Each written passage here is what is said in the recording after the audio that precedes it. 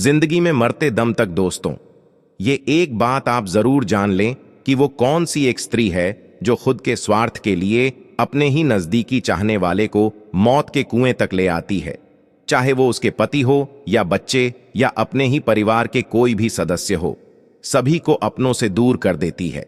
तो मित्रों, चलिए जानते हैं आखिर किस प्रकार की होती है ऐसी स्त्री जो अपनों को ही संकट में डालकर खुद खुशहाल जीवन जीती है। नमस्कार दोस्तों, स्वागत है आप सभी का आपके अपने YouTube चैनल में। तो मित्रों, चाहे आप भूखे मर जाना, लेकिन ये एक राज अपनी पत्नी को कभी मत बताना। लेकिन मित्रों, वो राज कौन सा है जो किसी व्यक्ति को अपनी पत्नी को कभी नहीं बताना चाहिए? आइए इस कहानी के माध्यम से आपको समझाने का प्रयास करते हैं।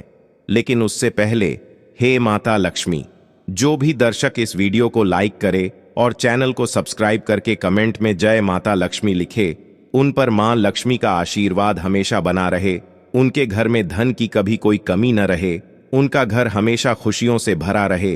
तो मित्रों, यदि आप इस वीडियो को पूरा देखते हैं और कहानी को ध्यान से सुनते हैं, तभी जाकर आपको पूर्ण तरीके से ये जानकारी मिल पाएगी कि वो कौन सी बात या कौन सा राज है जो आपको अपनी पत्नी को नहीं बतानी चाहिए। इसलिए कहानी को पूरा ही सुने, क्योंकि मित्रों, ये कहानी आपको एक नई जानकारी और बहुत अच्छी सीख देकर जाएगी। तो प्रिय मित्रों, एक समय की बात है, एक राज्य में एक गरीब किसान रहता था। जैसे तैसे करके उसका गुजारा चल रहा था। मित्रों, उसकी पत्नी एक दिन अपने पति से कहती है, कहीं दूसरे राज्य में चले जाओ, कोई मजदूरी कर लो, थोड़े से पैसे कमा लो जिससे मेरा गुजारा हो सके। मित्रों, वो किसान जो था, उसे उसकी पत्नी मजदूरी करने के लिए घर से बाहर निकाल देती है। दूसरे राज्य में मजदूरी करने के लिए वो बेचारा तो निकल गया, लेकिन कुछ दूर चलने के बाद जब वो एक जंगल में पहुंचा तो चलते चलते वो बहुत थक चुका था। उसने एक पीपल का वृक्ष देखा जो कि बहुत ही विशाल पीपल का वृक्ष था और उसकी छाया बहुत ही सुंदर थी। उसने विचार किया, चलो थोड़ी देर यहां बैठकर आराम कर लेते हैं, उसके बाद फिर आगे चलेंगे। वो आराम करने के लिए उस पीपल के वृक्ष के नीचे बैठ गया। मित्रों, थोड़ी देर बाद वो किसान लेट जाता है। वो आराम से लेटा हुआ था कि तभी उसकी नजर पीपल के वृक्ष के ऊपर पड़ती है। वो क्या देखता है कि वहां पर एक सर्प आ रहा होता है और वो सर्प जो है पीपल की जड़ के पास में पहुंचता है और सीधे उस पीपल के वृक्ष पर चढ़ने लगता है। मित्रों, वो किसान लेटा लेटा देख रहा था कि आखिर ये सर्प ऊपर जाएगा तो जाएगा कहां। लेकिन कुछ समय बाद वो किसान क्या देखता है कि आगे तो डाली पर तोते का एक घोंसला रखा हुआ है जिसमें तोते के बच्चे हैं।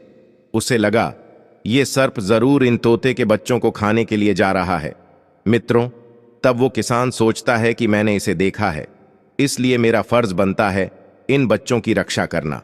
दोस्तों, वो किसान उठता है और उस सर्प को मार देता है और मार करके उसी पीपल के वृक्ष के नीचे में डाल देता है और फिर आराम से उसी जगह पर लेट जाता है। मित्रों, इस तरह से उसने तोते के बच्चों की रक्षा करी।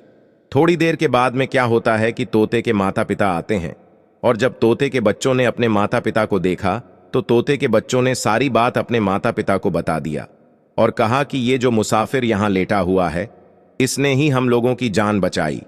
अगर आज ये मुसाफिर हम लोगों की जान नहीं बचाता तो हम यहां मरे पड़े होते। ये मुसाफिर अगर उस सर्प को नहीं मारता तो आज हम इस दुनिया में नहीं होते। इसके हम एहसानमंद हैं। मित्रों, अपने बच्चों के द्वारा बताई हुई सारी जानकारी मिलने के बाद तोते का जोड़ा जो था वो मजदूर किसान के पास नीचे पहुंचता है और पूछता है कि आप कौन हैं और कहां जा रहे हैं। तब ये किसान कहने लगा कि मैं एक गरीब किसान हूं, मजदूरी करने के लिए दूसरे राज्य में जा रहा हूं। मेरा घर का गुजारा नहीं चल पा रहा और मेरी पत्नी जो है मुझे घर से बाहर निकाल दी है। तोते का जोड़ा कहने लगा, ठीक है, आपसे हम चाहेंगे कि आप हमारे यहाँ रहे और हमारे बच्चों का ध्यान रखें, क्योंकि हम ऐसे वैसे तोता नहीं है। हम दोनों तोते राजमहल में रहते हैं, वो भी महारानी के साथ। महारानी के पास बहुत से जेवरात और मोतियों के गहने हैं। हम दोनों जोड़े महारानी के पास ही रहते हैं। मित्रों, तोते का जोड़ा कहता है, आते समय मैं आपके लिए मोतियों वाली गहने लेते आऊंगा। इनको बाजार में बेचकर आपको बहुत से धन प्राप्त हो जाएंगे और आप इन धन से बाजार से अच्छी चीजें ले आना, जिससे आप हमारे बच्चों का ध्यान और भी अच्छे से रख पाओगे। हम दोनों तोते के जोड़े तुम्हें रोज मोती ला कर देंगे। मित्रों, वो किसान जो था वो तोते के बच्चों का देखभाल करने के लिए राजी हो गया। तब जाकर के तोते के जोड़े ने कुछ मोती उस किसान को ला करके दिया और फिर किसान बाजार में जाता है और उन मोतियों को बेचकर कुछ जरूरत का सामान ले आता है और उसके बाद वहीं पर एक झोपड़ी में सामान को डाल देता है और इस तरह से तोते के बच्चों की देखभाल करने लगता है। मित्रों, प्रतिदिन तोते जो हैं वो मोती लेने के लिए चले जाते हैं और शाम तक कुछ मोती लेकर के वापस आ जाते हैं। इसी तरीके से तोते के बच्चों की देखभाल करते करते किसान के 6 महीने गुजर गए। एक दिन किसान को अपनी पत्नी की बहुत याद आ रही थी, तो किसान तोते से कहने लगा, देखो तोता भाई, अब हम अपने घर जाना चाहते हैं। हमें अपनी पत्नी की बहुत याद आती है और हम अपनी पत्नी के पास जाना चाहते हैं। तोता कहने लगा, ठीक है, जाइए, निश्चिंत होकर के जाइए और जब समय मिले तो फिर पुनः आ जाना। दोस्तों, किसान के घर लौटते समय तोता उसे बहुत सारे मोतियां देता है। किसान जैसे ही उन मोतियों को लेकर के अपने घर पहुंचा, किसान की पत्नी जो थी वो मोतियों को देख करके बड़ा खुश हुई और उनसे पूछने लगी कि मोती कहाँ से लाए हो। तब उस किसान ने सारी बात अपने पत्नी को बताया कि मैं 6 महीने से तोते की नौकरी कर रहा हूं। 2 तोते का जोड़ा जंगल में एक पीपल के वृक्ष पर रहता है और मैं उनके बच्चों की देखभाल 6 महीने से करता आ रहा हूं और उन्हीं तोते ने हमें ये मोती दिए हैं। मित्रों, फिर किसान और उसकी पत्नी मोतियों को बेचकर बाजार से बहुत सारा सामान खरीदकर अपने घर ले आते हैं और साथ ही एक अच्छा सा घर भी बनवाते हैं और आराम से उस राज्य में रहने लगते हैं। लेकिन मित्रों, इधर उस राज्य का जो राजा था वो एक दिन बीमार पड़ गया और तब उनका इलाज करने के लिए बहुत सारे हकीम को राजमहल बुलवाया गया। सारे हकीम अपना अपना इलाज शुरू कर देते हैं। मित्रों, राजा का इलाज बहुत सारे हकीम मिलकर कर रहे थे, लेकिन राजा की तबीयत में कोई सुधार नहीं हो पा रहा था। मित्रों, जब राजा की तबीयत में कोई सुधार नहीं हुआ, सारे हकीम थक चुके थे, तब उनमें से एक हकीम जो था वो कहने लगा, हे राजा साहब, आपकी जिंदगी बच सकती है। राजा बोला, वो कैसे? तब हकीम कहने लगा, आपकी जिंदगी एक तोते का बच्चा बचा सकता है। राजा ने पूछा, वो कैसे? हकीम ने कहा, यदि आप तोते के बच्चे का मांस खा लेंगे तो आपकी जिंदगी बच जाएगी। दोस्तों, राजा तैयार हो गया और अपने पूरे राज्य में यह घोषणा कर दी कि जो भी व्यक्ति तोते का बच्चा लाएगा हम उसे बहुत सारा इनाम देंगे। मित्रों, पूरे राज्य में यह सूचना फैल गई और तब एक दिन क्या हुआ कि उस किसान की पत्नी जब बाजार में कुछ खरीदने के लिए गई हुई थी तो उसने कुछ औरतों के मुख से सुना। औरतें बातें कर रही थीं कि राजा साहब को जो भी व्यक्ति तोते का बच्चा ला करके देगा, राजा उसको बहुत सारा इनाम देंगे। अब क्या करें? तोते का बच्चा लाना कोई आसान बात थोड़ी है, कौन ला पाएगा? मित्रों, उन औरतों की बात को सुनकर किसान की पत्नी कहने लगी, ये कौन सी बड़ी बात है? अरे, तोते का बच्चा लाना कोई बड़ी बात थोड़ी है। मेरे पति जो है ना, वो तो तोते के बच्चों का ही देखभाल करते हैं। वो एक नहीं, वो तो अनेक बच्चा ला सकते हैं। मित्रों, इतना कहने के बाद किसान की जो पत्नी थी वो अपने घर चली आई और उसने अपने पति को कुछ नहीं बताया। लेकिन इधर उस किसान की पत्नी की कही हुई बात उन औरतों ने दूसरों से कही और फिर दूसरों ने तीसरे से कही और इसी तरह उस किसान की पत्नी की बात पूरे शहर में यानी कि पूरे राज्य में फैल गई। मित्रों, यहां तक उस किसान की पत्नी की बात राजा तक भी पहुंच गई और तब राजा ने उस किसान को बुलाया और किसान से कहा कि क्या तुम हमारे लिए तोते का बच्चा ला सकते हो? किसान ने इनकार कर दिया, नहीं महाराज, मैं नहीं ला सकता। तब राजा ने कहा, मैंने तुम्हारी पत्नी के द्वारा सुना है कि तुम तोते के बच्चों की देखभाल करते हो। तो किसान कहने लगा, राजा साहब, वो तो बात सही है, लेकिन हम तोते के बच्चों को ला नहीं सकते। मित्रों, राजा के बातों को इनकार करने पर राजा ने कहा, ठीक है, अगर तुम तोता नहीं लाओगे तो हम तुम्हें और तुम्हारी पत्नी को फांसी दे देंगे। मित्रों, राजा की बातों को सुनकर किसान घबरा गया और उसे राजा की बातों को मानना पड़ा। उसके बाद वो किसान राजमहल से अपने घर चला आया और अपनी पत्नी को घर आते ही डांटने लगा और कहने लगा, तुमने ये क्या कर दिया? तुमने हमारे बारे में ये सारी बातें उन औरतों से कहीं और आगे ऐसे करके ये बात राजा तक पहुंच गई। तुमने ऐसा करके बहुत बड़ी मूर्खता का परिचय दिया है। ये राजा हमारी और तुम्हारी जिंदगी छीन सकता है। तुम्हें नहीं बताना चाहिए था, तुम ये बातें छिपा सकती थीं, लेकिन तुमने ऐसा नहीं किया। तुमने ये राज बता ही दिया और अब हमारी तुम्हारी मरने की नौबत आ चुकी है। अब हम लोगों का प्राण बचेगा नहीं। अगर हम तोते का बच्चा नहीं लाए तो राजा हमें और तुम्हें फांसी लगा देगा। पत्नी कहने लगी, तो जाइए ना, बच्चा ले आइए। तब किसान ने जवाब दिया, जिन बच्चों की मैंने देखभाल की है, जिनकी जिंदगी को मैंने बचाया है, तुम बोल रही हो कि फिर से हम उन्हें मौत के मुंह में ले आए। पत्नी ने कहा, अब हो भी क्या सकता है। अगर आपको अपनी और हमारी जिंदगी बचानी है तो आपको तोते के बच्चों को तो लाना ही पड़ेगा। मित्रों, फिर किसान जंगल की तरफ चल दिया, जहां वो तोते के बच्चों की देखभाल किया करता था। किसान जब पीपल के वृक्ष के समीप पहुंचा तो वो दोनों तोता अपने बच्चों से कहने लगे कि देखो, वो किसान आ रहा है जिसने तुम्हारी रक्षा की थी। मित्रों, किसान को देख तोते के बच्चे बड़ा खुश हुए। तब तोते का जो जोड़ा था वो अपने बच्चों से कहने लगा कि इतना खुश क्यों हो रहे हो, वो तुम में से एक को लेने के लिए आ रहा है। तुम में से कौन है जो उसके साथ जाएगा? और बच्चों, एक बात ध्यान रखना, अगर जो भी जाएगा तो वो दोबारा लौट करके नहीं आएगा, क्योंकि राजा उसका मांस खाने वाला है, इसलिए वो तुम्हें लेने के लिए आया है। अब तुम में से कोई अगर तैयार है तो जाओ। मित्रों, तब एक बच्चा कहने लगा, मेरी जिंदगी तो इस किसान ने ही बचाई थी। आज इसकी जिंदगी का सवाल है, ये मुसीबत में है। चाहे हमारी जान क्यों ना चली जाए, लेकिन हम किसान के साथ जरूर जाएंगे। मित्रों, वो किसान तोते के जोड़े के पास पहुंचता है और अपनी सारी दास्तां उन तोतों को समझाता है। तब तोता उस किसान से बोला, मैं तुम्हारी मुसीबत को सही तरीके से पहले ही समझ चुका हूं, क्योंकि मैं वहीं राजमहल में था जब महाराज ने आपको और आपकी पत्नी को लेकर जो फांसी की बात कही। फिर तोते का जोड़ा कहता है, देखो किसान भाई, ये हमारा बच्चा है और ये तुम्हारे साथ जाने के लिए तैयार है। मित्रों, वो किसान उस दोनों बच्चों को लेकर के चला जाता है और राजा को दे देता है। मित्रों, वो राजा जो है तोते के बच्चों को पिंजरे में बंद कर देता है और फिर अपने नौकर को बुलाता है। नौकर से कहता है कि इस पिंजरे को ले जाकर महल में रख दो, क्योंकि अभी काफी रात हो चुकी है, इसलिए अब मैं इसे कल की सुबह ही पिंजरे से निकालूंगा और तभी इसके मांस को खाऊंगा। मित्रों, नौकर जो है वो महल में जाकर के उस पिंजरे को रख दिया। फिर दोस्तों, क्या हुआ कि रात का समय था। राजा का जो बेटा था वो अपने कुछ दोस्तों के साथ उसी जगह पहुंचता है जहां पिंजरे में बंद तोते का बच्चा रखा हुआ था। राजकुमार अपने दोस्तों के साथ में वहां जाकर के तोते के बच्चे को देखने लगता है। तब एक दोस्त राजकुमार से कहता है, इस तोते के बच्चे को कृपा करके थोड़ा बाहर निकालिए, क्योंकि हमें ये बच्चे ठीक तरीके से दिख नहीं रहे हैं। बाहर निकालेंगे तभी ये पूरी तरह से दिख पाएगा। दोस्तों, राजकुमार जो था उसने क्या किया कि उस तोते के बच्चे को जैसे ही पिंजरे से निकालने के लिए पिंजरे को खोला तो वो तोते का बच्चा वहां से सीधे उड़ करके भाग गया। तब नौकर तुरंत जाकर के ये सूचना राजा को पहुंचाई कि राजकुमार ने तोते के बच्चे को पिंजड़ा खोलकर भगा दिया। मित्रों, राजा को बहुत क्रोध आया। राजा ने राजकुमार को बुलवाया और कहा कि तुमने तोते के बच्चे को क्यों भगा दिया। राजकुमार कहने लगा, पिताजी, मैं उसको देखना चाहता था, मैं उसे भगाना नहीं चाहता था, लेकिन वो भाग गया। इधर राजा इतना क्रोध में था कि उसने अपने सिपाहियों को बुलाया और कहा कि जाओ, इसे जंगल में ले जाओ और इसको मरवा दो, हम इसकी सूरत तक देखना नहीं चाहते।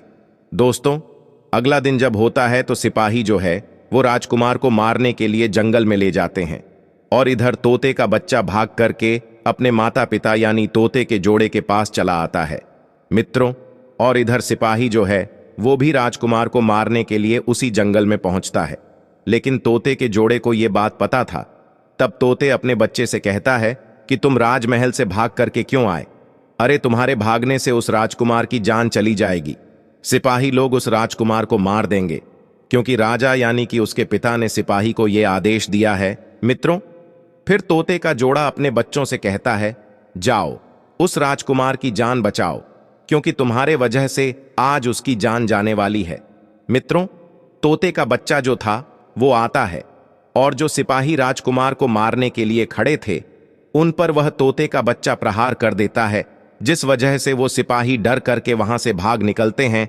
इधर अब वो तोते का बच्चा उस राजकुमार को अपने साथ वहां के ही पास के एक राज्य में लेकर के चला जाता है और वहां जाकर के तोते का बच्चा और वो राजकुमार जब रुकता है तो वहां राजकुमार को एक सूचना मिलती है कि इस राज्य में ये चर्चाएं चल रही हैं कि यहाँ के जो राजा की बेटी है यानी कि राजकुमारी, वो बहुत ही खूबसूरत है, बहुत सुंदर है। उसकी खूबसूरत की चर्चाएं पूरे राज्य में चल रही होती हैं और जब वो बातें उस राजकुमार के कानों तक पहुंची तो राजकुमार की भी इच्छा हुई कि हम उस राजकुमारी को देखें कि वो कितनी सुंदर है।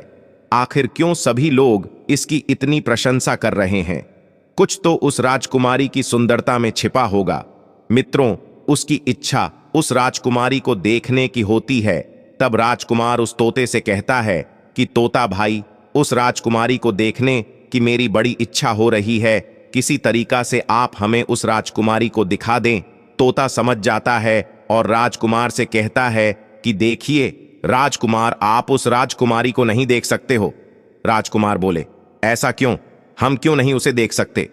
तोता कहने लगा, वहां राजमहल में राजा का बहुत ही सख्त पहरा है और जो सिपाही है वो हर समय पहरेदारी पर खड़े रहते हैं। राजकुमार बोला, हमारा इच्छा था कि किसी भी तरीके से एक बार राजकुमारी को देख लेते। मित्रों, राजकुमार तोते से जिद करने लगता है तो फिर तोता कहता है, ठीक है, हम तुम्हें रात में सिपाहियों और पहरेदार की सारी जानकारी देंगे और तब तुम मेरे इशारे पर राजमहल में प्रवेश करना, क्योंकि रात में सभी सो जाएंगे, पहरेदार भी सो जाएगा और तब हम लोग आराम से राजमहल की ओर चलेंगे। उसके बाद तुम जी भर के राजकुमारी को देख लेना और फिर आराम से चुपके चुपके राजमहल से बाहर आ जाना। दोस्तों, वही हुआ। रात हुई और रात में राजकुमार और वो तोता राजकुमारी के महल की ओर चला। मित्रों, राजकुमारी सो रही थी और पहरेदार भी सो चुके थे। महल में जाकर के तोता राजकुमार को राजकुमारी के कमरे का रास्ता बता देता है। अब राजकुमार जो है राजकुमारी को देखता है तो देखते ही रह जाता है। उसकी सूरत को देख करके मोहित हो जाता है और सोचने लगता है कि अगर हम शादी करेंगे तो इसी से करेंगे। दोस्तों, उसने जगाया नहीं। राजकुमारी सो रही थी और उसने क्या किया कि अपना रुमाल उस राजकुमारी के पास में रख दिया और राजकुमारी का दुपट्टा लेकर के वहां से निकल गया। मित्रों, राजकुमार और वो तोता उसी जगह पर आ गया जहां पे वो रुका हुआ था। इधर सवेरा हुआ, राजकुमारी उठती है और वो अपने दुपट्टा को नहीं पाती है। रुमाल को देखती है तो वो समझ जाती है कि रात में जरूर कोई मेरे पास आया हुआ था। मित्रों, इसी तरीके से जब दूसरी रात होती है तब वो राजकुमार वापस से तोता से जिद करता है कि एक बार हमें उस राजकुमारी को आप फिर से दिखा दो।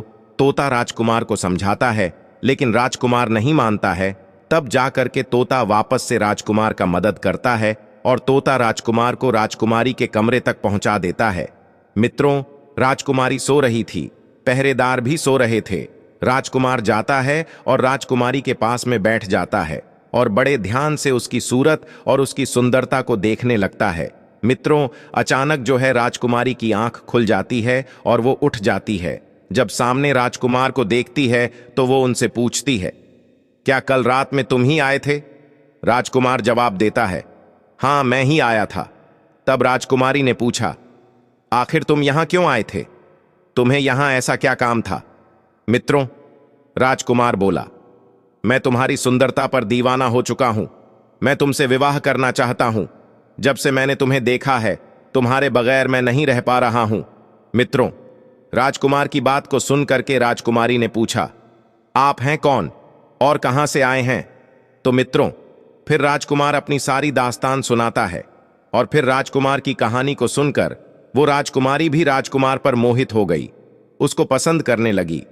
मित्रों, शादी की बात जब राजकुमार ने दोबारा से कही तब राजकुमारी ने कहा, हमारे पिताजी आपसे शादी नहीं कराएंगे, क्योंकि पिताजी मेरी विवाह एक ऐसे राजकुमार से कराना चाहते हैं जिसके अंदर कई राज्य आता हो, जो हर राज्य पर अपना शासन चलाता हो।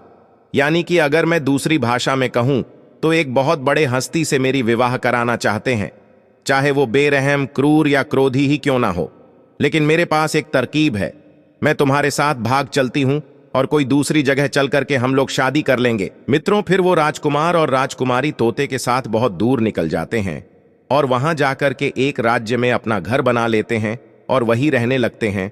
दोस्तों, इस तरीके से वो राजकुमार और राजकुमारी वहां रहने लगे और वहीं पर राजकुमारी ने राजकुमार से विवाह भी कर ली।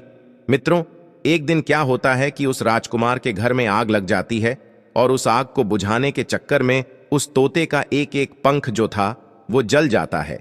तब तोता ने कहा कि देखिए राजकुमार, अब आप अपने घर चले जाइए। आपके पिता आपसे कुछ नहीं कहेंगे, आपको मारने का प्रयास नहीं करेंगे। आपको जब अपने बहू के साथ में देखेंगे तो वो आपको अपना लेंगे। मेरा भी पंख जल चुका है, लेकिन जब मेरा पंख वापस से उग जाएगा तब हम आपसे मिलने के लिए जरूर आएंगे। दोस्तों, तोते की बात को मान करके वो राजकुमार अपनी राजकुमारी के साथ महल की ओर लौट चलता है। मित्रों, चलते चलते वो राजकुमार एक नदी के पास में पहुंचा। नदी के पार करने हेतु राजकुमार एक नाविक को बुलाता है और उस नाव पर बैठ करके राजकुमार और राजकुमारी नदी को पार करने लगते हैं। लेकिन जब नाव बीच मझधार में पहुंचती है तो वहां पर राजकुमार ने क्या देखा कि नाव पर एक चूहा है और वो नाविक जो था वो उसको हटा देता है। कई बार उस चूहे को नाविक ने हटाया तो राजकुमार कहने लगे, अरे ये बेचारा जल में मर जाएगा, ये अपने प्राणों की रक्षा करने के लिए नाव पर चढ़ रहा है, आप इसको चढ़ने दो। दोस्तों, तब नाविक ने उस चूहे को चढ़ने दिया और चूहा जैसे ही ऊपर चढ़ा तो वो नाव में अंदर जाकर के छिप गया। थोड़ी देर के बाद राजकुमार क्या देखते हैं कि नाव के भीतर पानी आने लगा, यानी चूहे ने उस नाव के अंदर छेद कर दिया था, जिस वजह से पानी नाव के अंदर आने लगा। मित्रों, पानी की वजह से नाव डूबने लगी और नाव की डूबने की वजह से राजकुमार और राजकुमारी उसी नदी में बह गए। राजकुमार नदी में बहता हुआ बहुत दूर चला जाता है और राजकुमारी भी उस जल में बहती हुई। एक राजा के महल का बगीचा था, वहां कीचड़ था। उसी कीचड़ में वो राजकुमारी जाकर के फंस जाती है। वो बेहोश के हाल में पड़ी हुई थी। इधर दोस्तों, क्या हुआ कि जब उस बाग का माली यानी बगीचा का माली वहां पहुंचा तो वो क्या देखा कि कीचड़ में एक सुंदर लड़की फंसी हुई है। तब वो तुरंत राजा को सूचना देता है और तब राजा वहां जाते हैं और उस सुंदर लड़की को उठवा करके अपने महल में ले आते हैं और उस राजकुमारी का इलाज करवाते हैं। मित्रों, कुछ दिनों के बाद वो राजकुमारी सही हो जाती है और जब वो अपना आंखें खोलती हैं तो वो अपने सामने एक राजा को पाती है। दोस्तों, राजा उसकी सुंदरता को पहले से ही देख रखा था और उसकी सुंदरता को देखकर राजा उससे विवाह करना चाहता था, क्योंकि राजकुमारी इतनी सुंदर थी कि उसे देखते ही उन पर कोई भी मोहित हो जाता था। राजा कहने लगा, हम तुमसे विवाह करना चाहते हैं, तुम हमारी रानी बन जाओ। दोस्तों, राजकुमारी बुद्धिमान थी। राजकुमारी ने विचार किया, अगर हम इसे मना करते हैं कि हम तुमसे विवाह नहीं करेंगे तो ये राजा जो है हमें अपने महल से निकलवा देगा, फिर मैं इस हालत में कहां जाऊंगी। इसलिए उसने राजा को नहीं बताया कि मैं पहले से ही शादीशुदा हूं। उसने कहा कि ठीक है, लेकिन मुझे थोड़ी दिन की मोहलत दीजिए। दोस्तों, राजा तैयार हो गया, लेकिन इधर जो राजकुमारी थी वो राजा के यहां रोज गरीबों को भोजन खिलाया करती थी और साथ ही चिड़िया को भी खाने के लिए दाना दिया करती थी। दोस्तों, एक दिन क्या होता है कि उसका पति जो राजकुमार था वो बेचारा विपत्ति का मारा हुआ उसी जगह पर भोजन की तलाश में पहुंचता है और जैसे ही वो वहां पहुंचा तो उसने क्या देखा कि राजकुमारी गरीबों को भोजन खिला रही थी और तभी राजकुमारी की भी नजर अपने पति पर पड़ी। मित्रों, राजकुमारी अपने पति को देखते ही पहचान ली और उसकी आंखों में आंसू आ गए। फिर उसने अलग में यानी एकांत में अपने राजकुमार को बुलाया और सारी बात बताई और कहा कि आप आराम से यहां रहिए और जब मौका मिलेगा तब हम लोग यहां से भाग चलेंगे, क्योंकि राजा ने बहुत ही कड़ी सुरक्षा रखी है। सैकड़ों हजारों सिपाहियां इस महल के चारों ओर हमेशा घूमते रहते हैं। मित्रों, राजकुमारी की बातों को सुनकर राजकुमार सहमत हो गया और उसी राजमहल में नौकर बन करके रहने लगा और राजकुमारी की सहायता करने लगा। मजदूरों के लिए यानी गरीबों के लिए खाना परोसने लगा। इधर दोस्तों, अब क्या हुआ कि राजकुमारी राजकुमार के साथ प्रतिदिन चिड़िया को दाना चुभाया करती थी, लेकिन उस राजा को नहीं मालूम था कि ये राजकुमार इसका पति है।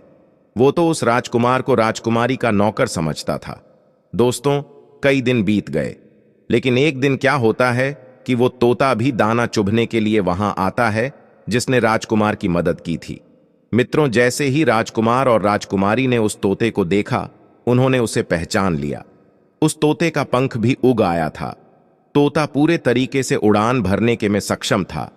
जब राजकुमार और राजकुमारी ने अपने तोते को देखा तो उनके आंखों में आंसू छलक आया। फिर राजकुमार ने उस तोते को सारी बात बताई कि इस तरह से हम यहां फंसे हुए हैं, राजा को नहीं मालूम है कि हम पति पत्नी हैं। तोता कहने लगा, आप लोग चिंता न करें, आज रात जब ये सारे सो जाएंगे तब हम अपने साथ आप दोनों को आपके पिता के घर पर पहुंचा देंगे। दोस्तों, वही हुआ, जब रात हुई तो राजा, पहरेदार और सिपाही लोग सब सो गए।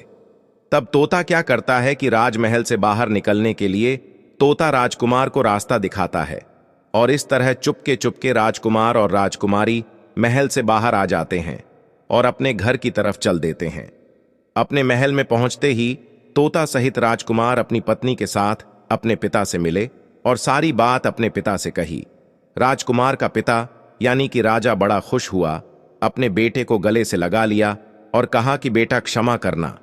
तब राजकुमार ने कहा, पिताजी ये तोता आप देख रहे हैं, ये वही तोता है जिसको आप खाने जा रहे थे।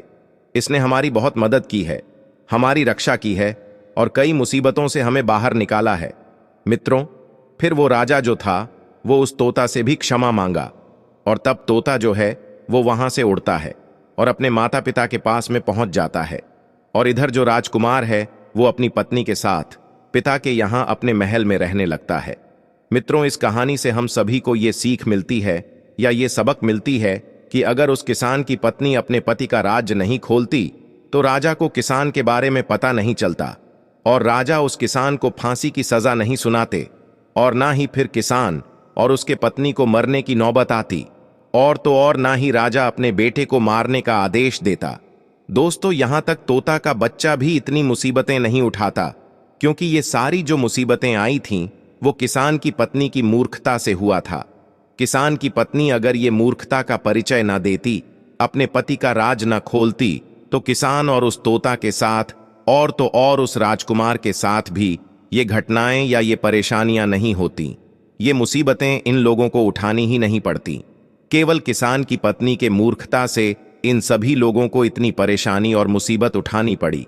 मित्रों, ये कहानी आपको बताती है और सिखाती है कि चाहे आप भूखे मर जाओ, हजारों परेशानियां उठा लो, हजारों संकट उठा लो, लेकिन ऐसे राज अपनी स्त्रियों को मत बताओ जिससे आपको मरने तक की नौबत आ जाए। मित्रों, मैं उम्मीद करता हूं ये कहानी आपको जरूर पसंद आई होगी।